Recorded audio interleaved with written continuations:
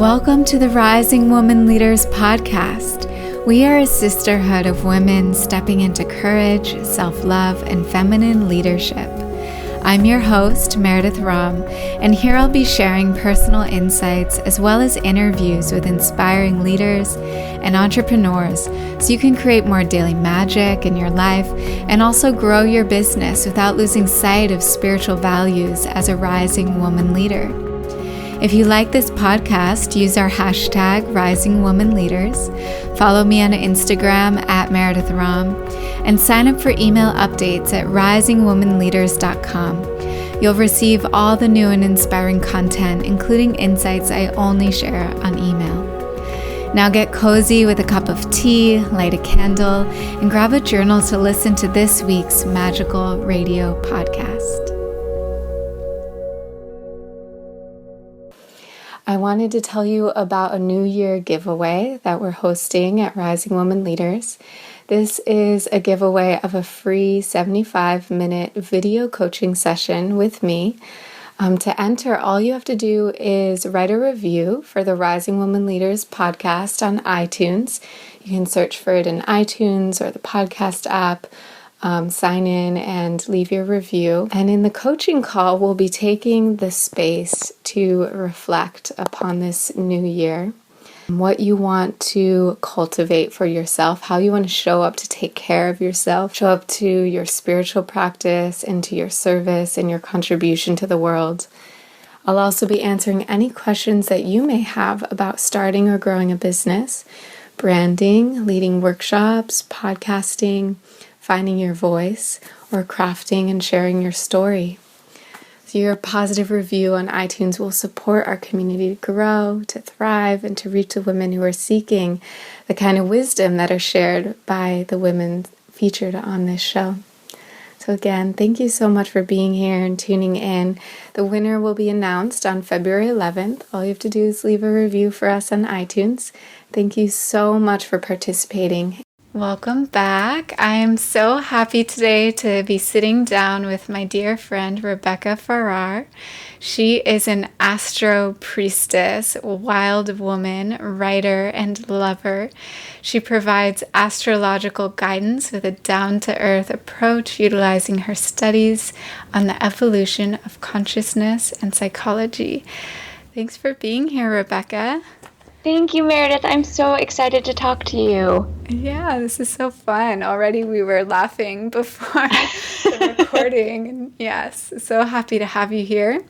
So I first found you, I think I found your Instagram before ever meeting you in person, which is Wild Witch of the West. And I thought that was so cool. It's so great that women are taking back that word and really owning their earthy magical powers. And I wonder if you could just start by telling us about choosing that name for yourself and for your business and what that means to you. Yeah, I have to say, Meredith, I'm still really proud of myself for coming up with that name at all. I find it's really clever and it really speaks to kind of these different parts of my personality. So for me, the combination of like wild, witch, and west is more about wild being this part of me that's very free-spirited. I think a lot of us are, the witch being the part of us that is really this feminine that's connected to the earth, but also to the cosmos as this bridge between worlds. That's really what it means to me to be a witch. And then the west, I was realizing that I was born in Virginia, and then I spent most of my childhood in Colorado, and now I am out west in California. So it's like I kind of made my way west across the U.S. So that's how that name kind of came to be. Wonderful. Yeah, me too. I grew up on the East Coast and just made my way west. And yeah, that's so sweet. I wasn't sure if it had to do with the setting sun or if it was like the four directions but that's sweet to hear. Yeah. Well, it's definitely, so I think it's definitely also part of, in Native American traditions, the West really is the place of like dreams and the soul. So there's definitely a connotation around in the evening and the setting sun, and also that I track a lot of Venus cycles, and when she's in her evening position, she sets after the sun, and so like watching Venus set after the sun is something I like to do as well. Yeah, and so you're an astrologer and you're very much steeped in these practices of connecting to the stars and what's happening in the universe. And I'd love to hear just your journey of how you even came to find out about astrology and become interested in it. Oh, thanks, Meredith. I feel it's so funny because I was such a skeptic, whatever that means, right? Up until I started studying cosmology theories in my grad school program about 7 years ago, I even had a friend who would talk to me about astrology, and I just thought it was such just kind of baloney. I can't even say it. Kind of new agey, ungrounded approach to spirituality. And then I started going to grad school and studying philosophy and really understanding that, astrology, the first philosophers were the astronomers, they were the astrologers, they were the mystics. They were everything. And so I think to really reclaim astrology as this mystical tradition that is about creating this bridge between the above experience and the below experience, and how do these planets impact you on a daily basis, that's really inspiring to me. So it's kind of a strange journey where I didn't really like it, and I still have kind of a resistance when it's used in this very generic way of like, oh, you're a Capricorn, so you're like that, or you're a Cancer so you're like that. I still have a resistance to that type of astrology. So I don't read horoscopes or anything like that. But I love the idea of looking at what the planets are doing in relationship to the sun and the moon, and that to me really is where the juice is. That's so great. And so, yeah, powerful. Just you're taking your own approach around the things that really interest you around it, and coming from a more intellectual background, and being someone who was a skeptic actually can show like really what depth and power there is behind this practice. Yeah, well, it's fascinating. So there was this one of my professors in grad school, Rick Tarnas. He's the founder of what's called archetypal astrology, and a part of what he really did was track major kind of world issues like wars or financial recessions, and was noticing, the planets doing similar things at each of those times. So really kind of creating this pattern of energy happening that you could really track kind of on Earth. So that was really kind of what started to switch my mind. Yeah, and can you tell us a little bit?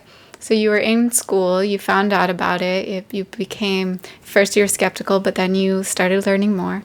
And when was the moment for you when you were like, okay, I want to really study this, and what teachers did you find, or how did that come about? Yeah, well, I think first and foremost, astrology is a language. And so it takes a lot of time to even get halfway fluent to where you can speak it and even understand. It's this strange language where it sits in the intellectual idea, and then suddenly one day it just kind of drops into the physical body. Just like any kind of idea or language where you think about it and then suddenly it becomes a part of you. And for me, astrology just kind of made that shift. I'd say it was about 3 years ago. I'd been studying for a few years. I really only looked at my own chart for about 4 years. I didn't look at anyone else's chart. I just wanted to dive into my own kind of psyche and my own complexity. And I remember I was reading, I'm trying to remember which book I was reading. I think it was Donna Cunningham. She writes this book about the moon. And I was reading it, and something about it just landed. Like I really got that this language of astrology is one that comes really easily and naturally to me, and that I want to help other people, appreciate their complexity and also learn to speak the language. Yeah.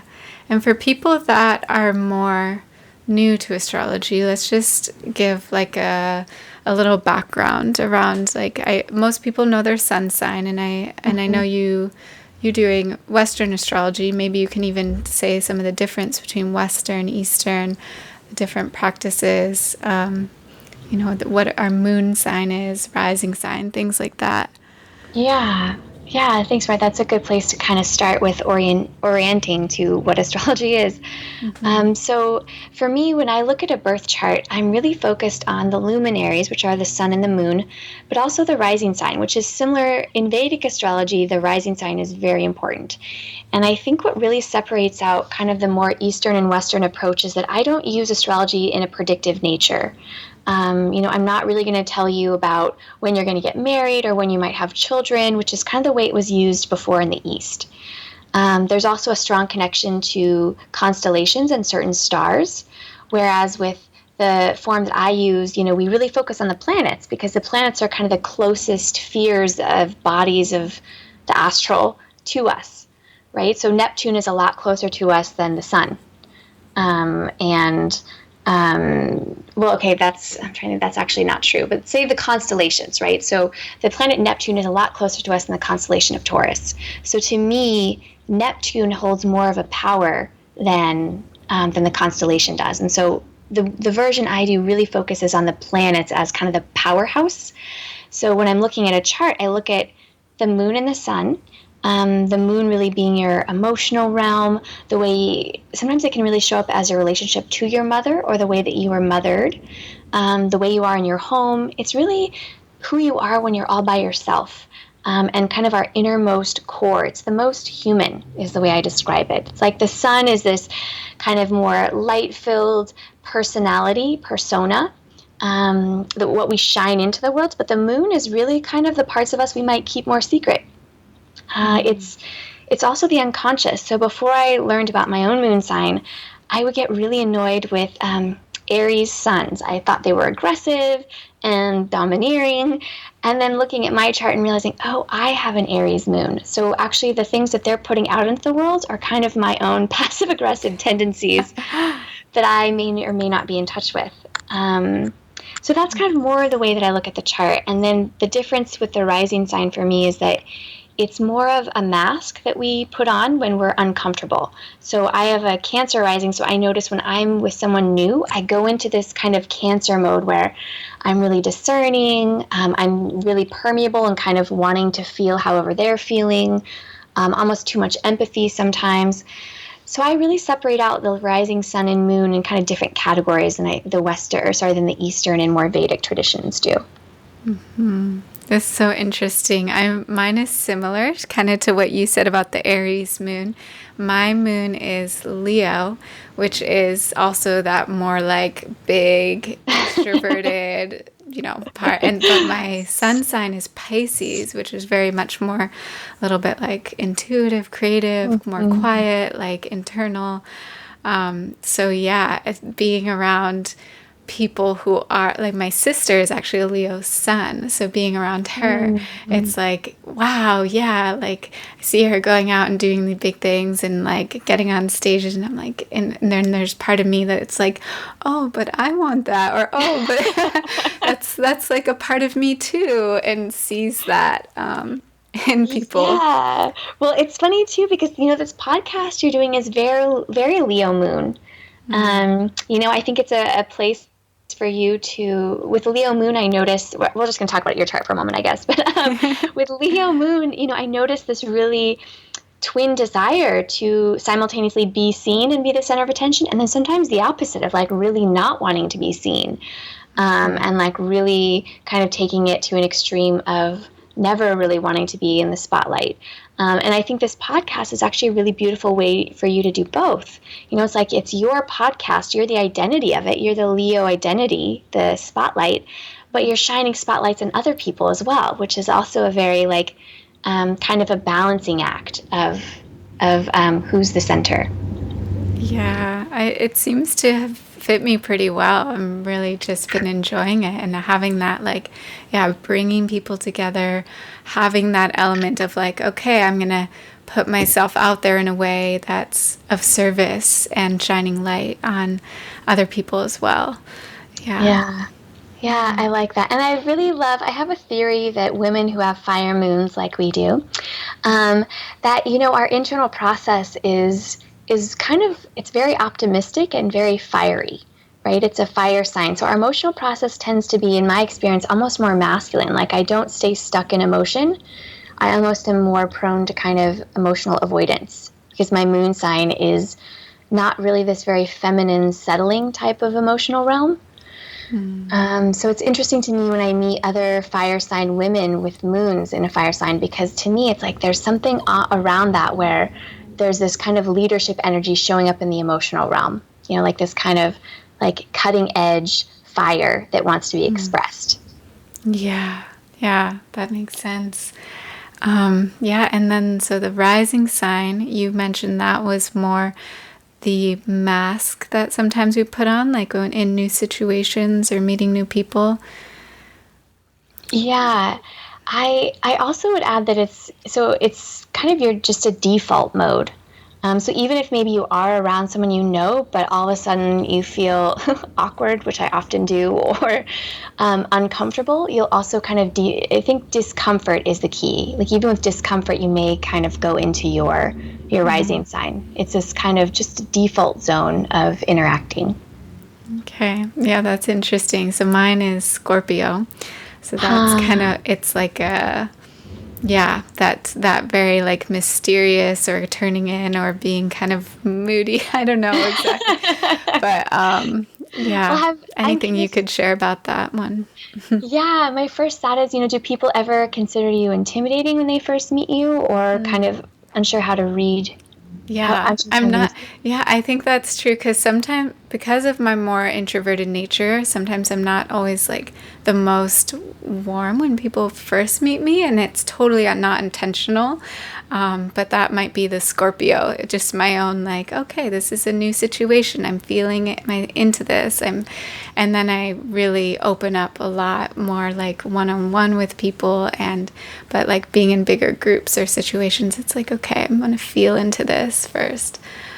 Yeah, that makes a lot of sense. I mean, Scorpio has a very discerning energy. It like wants to maintain a sense of kind of mystery.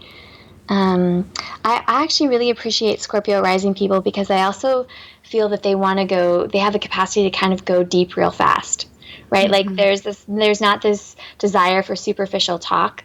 Right. Most Scorpio risings, like I can talk about my soul and the shadow and the depth without having to kind of default into superficial conversation when I first meet someone.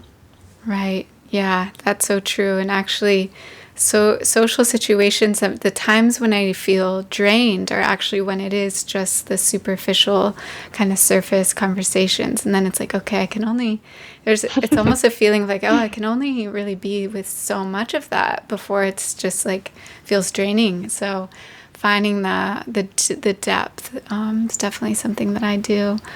Yeah, Yeah. well, you must be a witch, right? I mean, I think I think we're incapable of doing the superficial for too long. Yeah, it's true. It's true. And you had sent me your elephant journal post about being a witch and the different like aspects of it. And I also thought it was interesting how similar that was to what I think of as a priestess.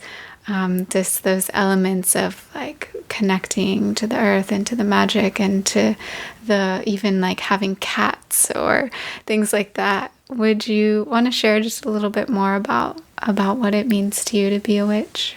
Yeah, it's funny because when you first asked that, I think I kind of didn't really know what to say because it's this identity that I'm still really exploring, and it certainly is still kind of a scary word to use. Um, and I think what inspires me a lot is that, witches had cats to protect them from evil spirits. And so I think about that aspect as a part of what makes me a witch is that one, I have a really interesting relationship with my cat. That there's this other being who is holding a lot of space for both of us.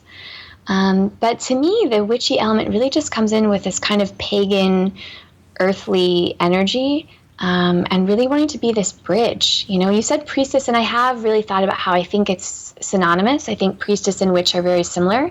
And I think of witch as having sometimes more of a connotation of wildness. Like I really feel in myself, especially I call it my full moon lunacy. When the full moon hits, I mean, I get weird.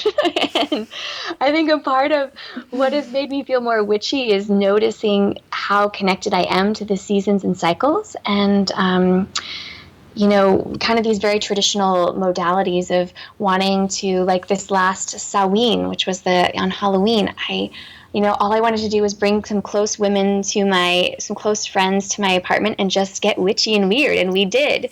I do rituals almost every other day, whether it's, offering ash to my ancestors or, creating something, cooking something that I'm really putting intention with. So I think a big part for me around being a witch is this knowing of like wanting and desire for ritual, being also, I think, a huge part of it that's similar to the priestess in that way. But I think the witch is a bit more, I don't know, I'd say like weird and wild. The priestess she seems so like beautiful and contained to me, and that's often not the way that I feel. That's a really interesting distinction. I'm curious if there was a time in your life where you really felt like you had to hide that, and what that was like for you, like hiding your wildness, hiding your weirdness, and if you could just speak to us about if there are any times in your life more like that. Yeah, it's funny because I look back and I think I've always kind of been a pretty big wackadoo. And, I was thinking back about some of the weird things I've done where I'll just like randomly buy plane tickets somewhere at like 2 a.m. and, getting public nudity tickets in college and, just like and always wanting to have candles lit and like casting spells even when I was a little girl. And going outside and wanting to have, just howl at the moon from like the depths of my soul. And so I don't know that I've ever felt that it was contained. I've just felt sometimes maybe when it's stronger than others. And I think places like San Francisco definitely brought it out more. Mm-hmm. Yeah, I imagine being in Virginia or then Colorado and then moving your way out to the West Coast slowly. There was probably a deeper embracing of just this side of yourself. Yeah, definitely. Mm-hmm. And I think, especially with the work of Clarissa Piquet de Estes, she's done so much great work around the wild woman archetype. And I think that's been really powerful for me to read those stories as well and remember that so many women have this archetype that's just kind of so deep in us. It's just this divine feminine movement that, we kind of can't contain. And so I think I'm really trying to understand what my flavor of that is. Yeah, and you mentioned that you use feminine archetypes when you do astrology sessions and share astrology and work with it. Could you share more about what that looks like for you? Yeah, I just love this, Meredith. I just get to like talk about all the things I love with you. It's so great. So yes, so a part of what I do when I look at a birth chart is, most of the planets are named after gods. So, it's like Pluto and Uranus and Mercury and Neptune. Like most of the planets are named after gods of ancient mythology. And so as women, we really only have the moon and Venus in our charts that are kind of traditionally linked to the feminine. And if you think about that, it's really mind-boggling to think that, so we are either the mother, the moon, or the lover, Venus. And these are kind of these two archetypes that we kind of get caught in as women, this split between being very like pure and motherly or being more the femme fatale. And so to me, the asteroids, the first asteroids that were discovered, there were 4 of them. They were all named after goddesses. So the first one discovered was Ceres, and she was discovered 150 years before Pluto. Then we have Juno and Vesta and Pallas Athena. And so these 4 major, they're called the asteroid goddesses by this woman named Demetra George. But I love using the asteroids because they're just a subtle energy. And I don't think the archetypes are necessarily feminine, but I think that the fact that they're named after women is just a subtle energy that I'm really intrigued by, because it does get tiring being just the moon or Venus in our kind of modern day consciousness. So I see the asteroids as kind of future archetypes. Astrology evolves and the planets evolve as our consciousness evolves, because they're archetypes linked with our own consciousness and the collective consciousness. So I kind of see the asteroids as these future archetypes that are going to become more popular, I hope, in the coming years as astrology kind of maybe grows in popularity or expands its field. And how do you actually use those in the chart? So like that will tell you, looking at the asteroids, like where they are in the sky at different times in your life, what would that tell you about your life, for example? Yeah. So what I love about the asteroids is they live between Mars and Jupiter. So they live between what are called the personal planets and the social planets. Which the social planets are really this kind of how do you relate to others? Like what is the interpersonal dynamic happening? And the personal planets are very much kind of your individual expression. And the asteroids are in the asteroid belt between these two groups. So to me, the asteroids are really all about relationality. And I notice they light up a lot in synastry when I'm comparing two charts. But I look for them mostly when they're in relationship to the sun or the moon in someone's chart. So, for example, I have a friend who has Vesta conjunct her sun. I have a few friends with that. There's this kind of strong identity around wanting to ritualize things, and that's like what they want to be known for. Um, and then, I have a friend who has Pallas Athena conjunct her moon. And so her emotional process is very much a thinking process, different from the just, well, I feel like I'm getting a little heady with this, but with Mercury, it's all about thinking and communication. But the difference with the asteroid Athena is kind of this more, it's a different type of balance of thinking. It's one that includes both logic and also intuition. So it's about pattern recognition and strategy.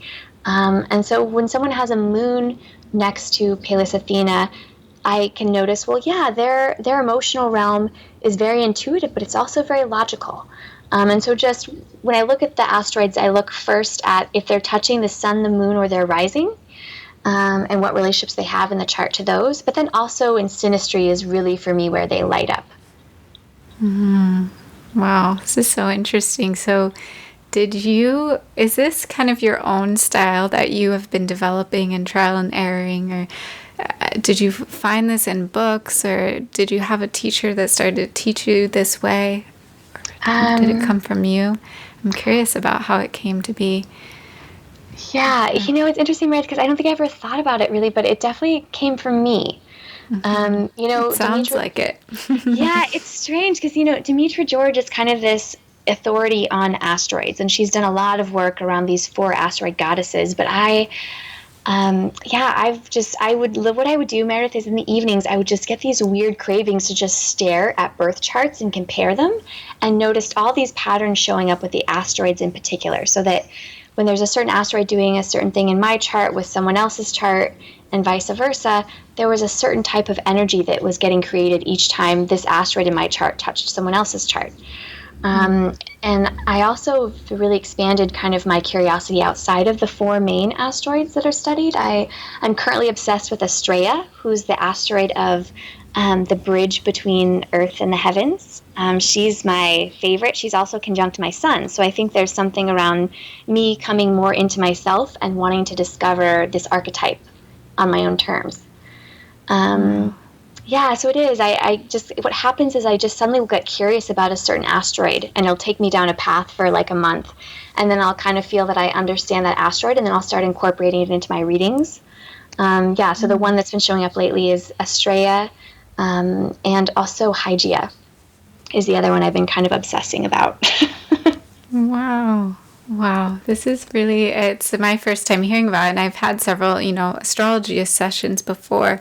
So you're finding this different approach of just bringing in the feminine archetypes and seeing the more, like you said, feminist kind of astrology. And even if people have had astrology session before, it sounds like there's so much more depth and wisdom, things they can learn about themselves when applying it with what's happening with the asteroids. Yeah, definitely. I think this is kind of my niche in astrology, is really looking at the asteroids. And, to be clear, I don't think all of their archetypes are feminine. It's more of that I think we're paying attention to them because they are feminine, and there's something in that for us to learn. That when all the planets were named, they were named after men, and that these are named after women. So it's just kind of like a switch of they show up in men and women in the charts. They're not necessarily just feminine or just masculine, but that they have an energy of the feminine that I think is important to pay attention to. And that's why I use them. That they're named after women, says something important and interesting. Yeah. And how do you think exactly astrology we can use it in our lives to our benefit? Or like what is it that astrology brought to your life that made you want to really learn more, and how can other people work with it? Yeah, that's such a great question, Meredith, because I feel like this is the question everyone wants me to answer when they're thinking about doing a reading, right? Of like, why should I see you? Like, what am I going to get from this? We're just going to we're just going to stare at my chart. And for me, it's about enchantment. And this has always been, it's like I'm getting chills because this is just so important to me that when I'm looking at someone's birth chart, like I'm looking at their soul's patterning. I'm looking at the moment they were born and the heavens froze. And this special moment becomes someone's like soul process, and it tells me about their evolution as a soul. It tells me about where their challenges are. It tells me about like what their relational patterns are. It tells me about how they can self-soothe with their emotions. It tells me how they can take care of themselves better. So for me, it really gives a sense of enchantment with the self, like really letting you understand that you're a part of this huge cosmic thing and you have an important role to play. So that's kind of one part of like really wanting to acknowledge someone's purpose and someone's process. And then the other piece of it is, using it day to day, if more just a tool for self-awareness. I'm constantly amazed at how, my Aries moon and the emotions, I'm always teasing out like, oh, yeah, like I just noticed I'm kind of passive aggressive. That's like a thing I do. That's an Aries moon thing. It's easier for me to notice. And the way I think about astrology, and I feel like I'm babbling a bit at this point, but just to finish it, this idea that every planet has this huge spectrum of experience. And so with astrology, what for me is about free will is you notice what a planet is doing, how it's interacting, and then you kind of can choose a different expression if that's what you want to do. So it's all about self-awareness, and all about just really appreciating your uniqueness and the individual and unique soul purpose that you came here to kind of grow with. Right. Yeah, choosing a different way that we can, learning more about ourselves, bringing the awareness there, and sometimes even choosing something different. That reminds me of like going back to that idea of the Scorpio rising, like something that I consciously became aware of was like, oh, how could I be more friendly when I first meet people, or more? And that was something I noticed about myself and was like, okay, I have this part of me that is a Scorpio. How could I even like warm up even more? And just in that inquiry, I know that I was going into my interactions in a different way, asking more questions, really like being with the loving energy and just channeling in different ways. And that was really helpful for me to learn about. Yeah, I'm curious for you if there are any examples of just like working with astrology, choosing a different way in your life, like something you've learned, or how you maybe even a story with a client or... Yeah, I love that you brought up Scorpio because to me, Scorpio energy is probably some of the most misunderstood. And so, Scorpio is associated with the planet Pluto. And so an example I have is kind of similar of my moon is in the closest thing in my chart is the kind of the tightest aspect it's called is between my moon and Pluto. And what this used to show up as is I would just really hide my emotions. And this is an energy of Pluto. There's kind of this hiding and like power struggles. And so I was realizing that instead of hiding the other expression, and also a lot of shame, I was just feeling that, my moon Pluto, I just felt it as this shame of like unworthiness and all this stuff that just was like gross. And so when I started to sit with Pluto more and I understood kind of the choice of Pluto that it gives me, and I started looking towards what I call the elevated expressions of a planet. And so for me, the elevated expressions of Pluto are vulnerability and power and depth, right? So instead of going into shame, I practice instead vulnerability, right? Or I practice like really just communicating with people about my depth so that my process isn't just this secretive emotional realm, that I actually invite people into it. So yeah, that's the way that I notice in myself that I use it. It shows up the most with Pluto because I think Pluto is the most kind of difficult to understand and navigate because it's such a powerful planet that's not a planet because we keep deciding it's not one. But but to me, that's kind of a perfect example. And the other really good one I have is, and a lot of people have this in their chart, is Venus Saturn, and that's kind of been this bane of my existence for a long time. Was where it would show up as Venus being the planet of love and Saturn being this planet of constriction and kind of isolation.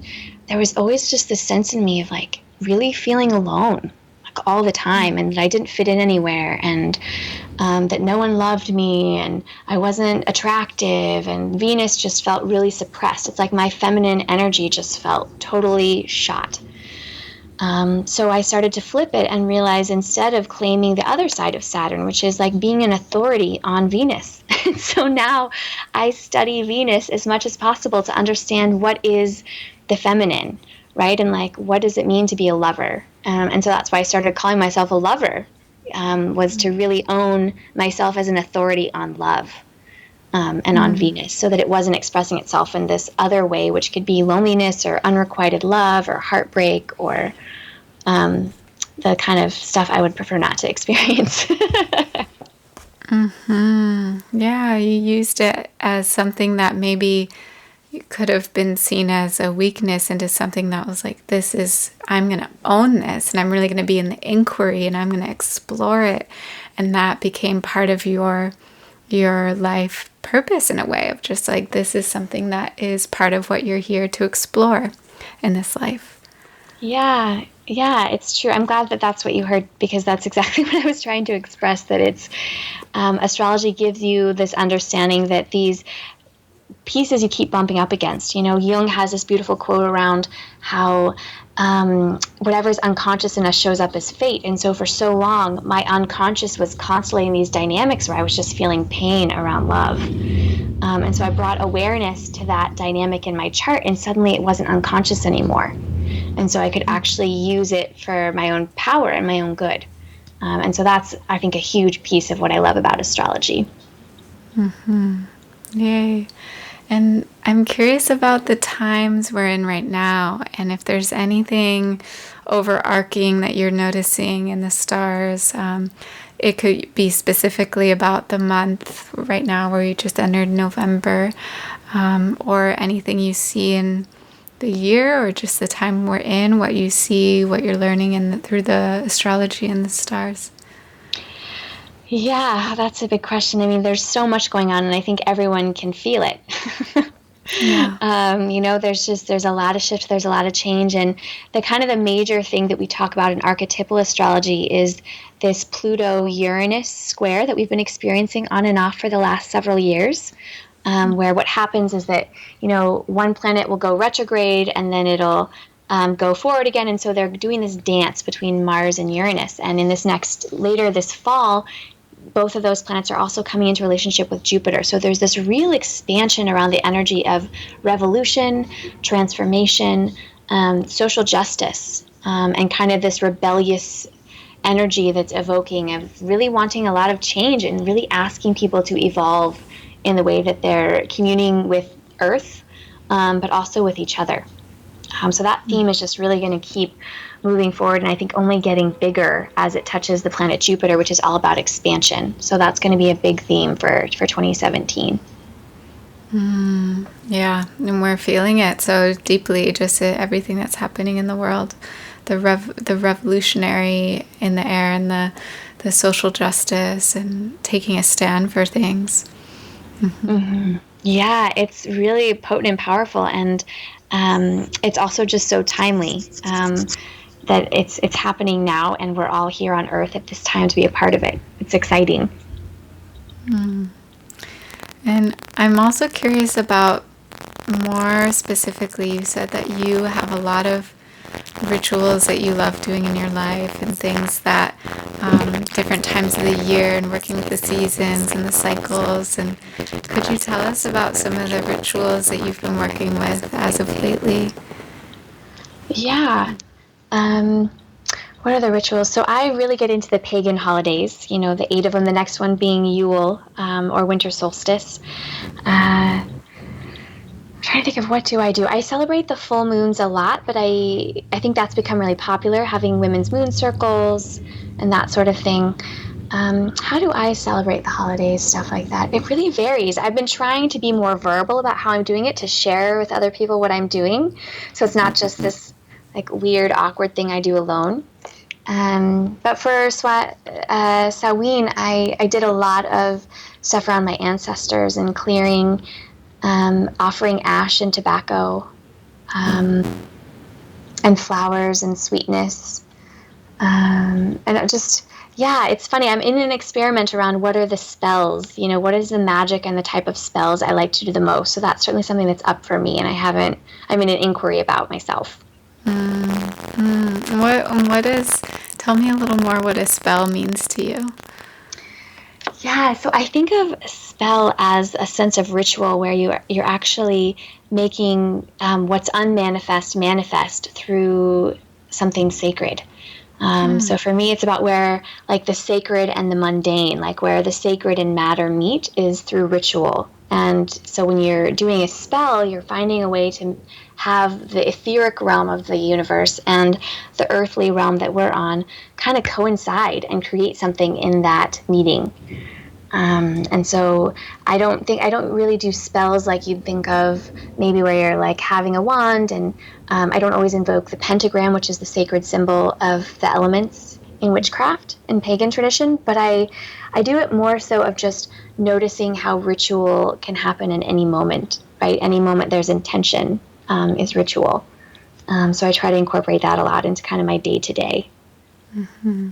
Yeah, and that's so simple, something we can just bring into our lives. And do you have any tips of anything that people could begin to bring into their life if they want to bring in more intention, more sacredness, want to have a connection to, if they feel like, oh, I do have that word which does mean something to me and I want to try something? Or what would you suggest that people, where to start? Yeah, where would I start? So I would say start with the earth. Walk outside and see what's happening. The leaves are starting to fall off the trees. So maybe there's some sort of ritual around letting go. I look at the themes of the full moon every month and kind of notice, okay, which planets are wanting attention? And then, and I was like, well, I don't know the way to, if you aren't an astrologer, how to know what's going on is there's so many great resources around the full moons. I think that's a great place to start, and the new moons as well, where you can really kind of set a seed and an intention around. Maybe you make something particular on every full moon. I mean, ritual is also about, just finding new ways to connect with yourself. So for me, a kind of simple ritual I do is every full moon, I always light candles.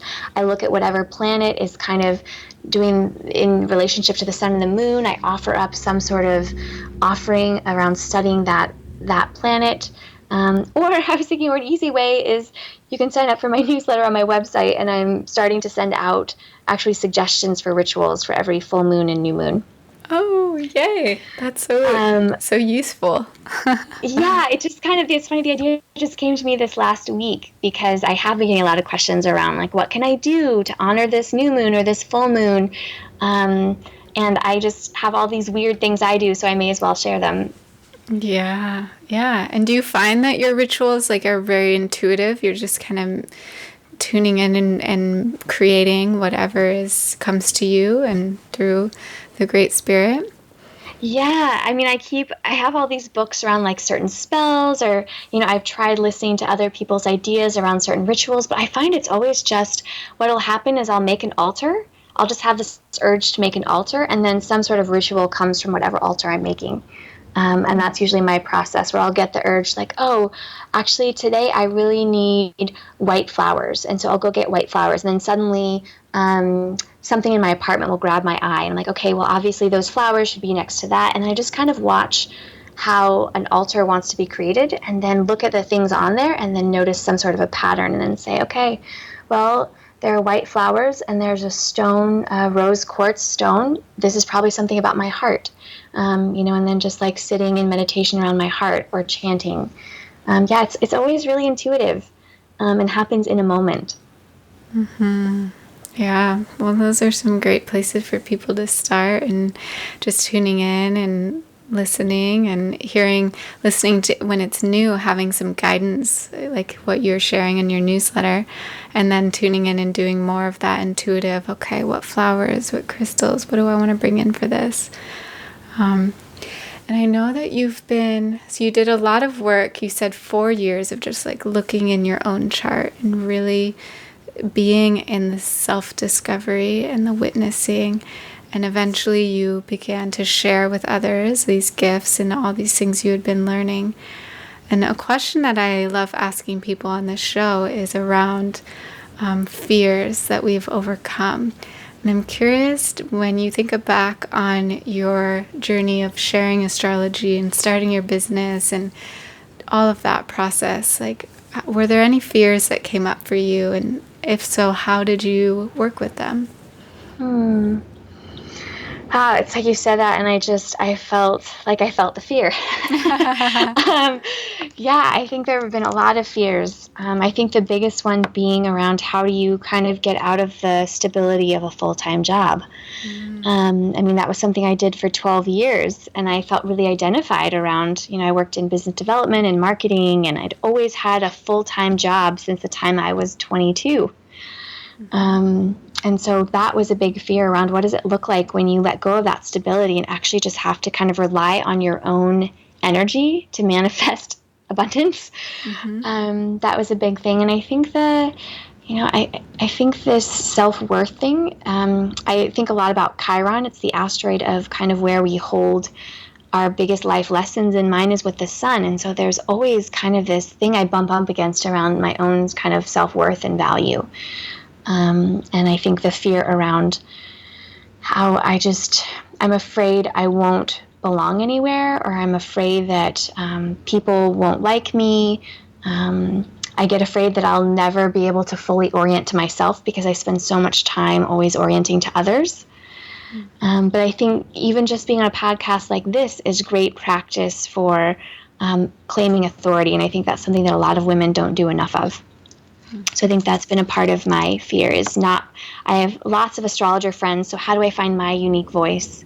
And that fear is still there. Am I really an authority, or am I just making this all up? The imposter syndrome just never goes away. Yeah, and in so many ways you have, just in the past year, made really big shifts in your life. And it sounds like you haven't taken those steps of like the self-worth and the authority and shifting the way your lifestyle works. And we were just talking before this call started how nice it was we got to be in our pajamas today. And just like, yeah, claiming the authority of like, I can do what, I can find work in my own ways and not necessarily always have to be doing things by the books or what everyone else is doing. Yeah, but if there's anything else you want to share about that process.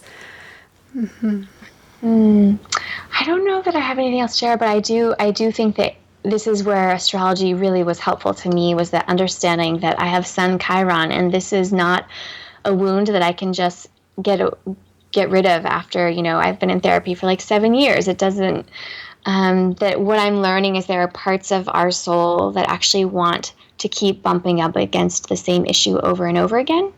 And so I think what I've learned is actually to just stop demonizing the wound.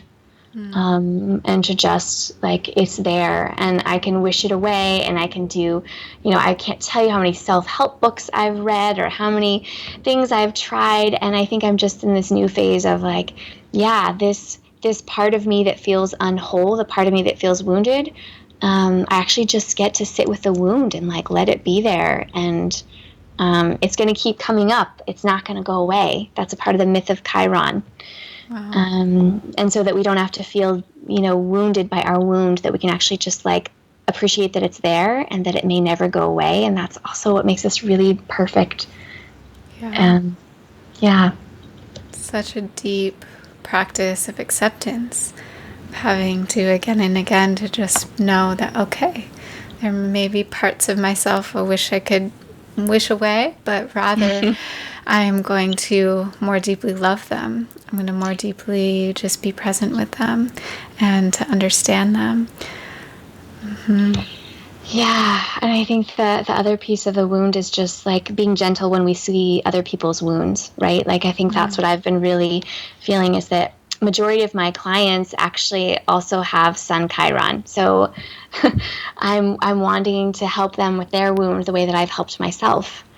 And so I think that this piece I'm also learning is that as humans, we see each other's wounds all the time.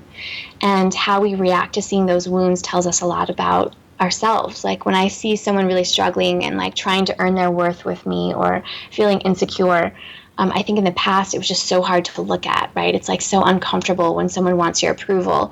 And now I just can like see that in such a new light and like really have more compassion for the wound. And then I just want to look at their chart and see what Chiron's doing. But And you did this with me too. It was so sweet. I did.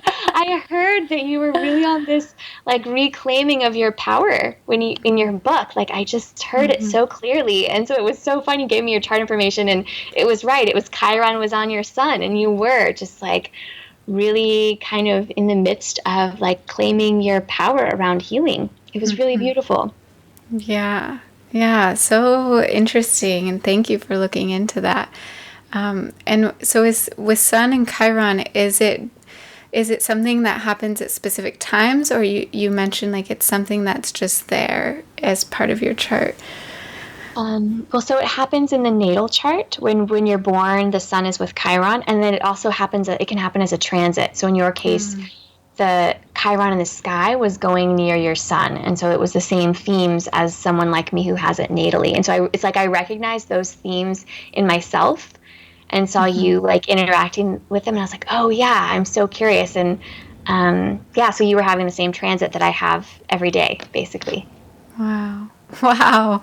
Oh my goodness. Yeah, so interesting. Yeah, so in the book reading, for anyone listening who isn't aware, that we were referencing is a time when I was going through a lot of struggles and like at the end of my time of college and right before I made a really big leap to move across the country and really dive into my spiritual practices and becoming a yoga teacher. So that's really interesting to hear, just like the challenges that can come up with the Sun and Chiron transit or being in your natal chart.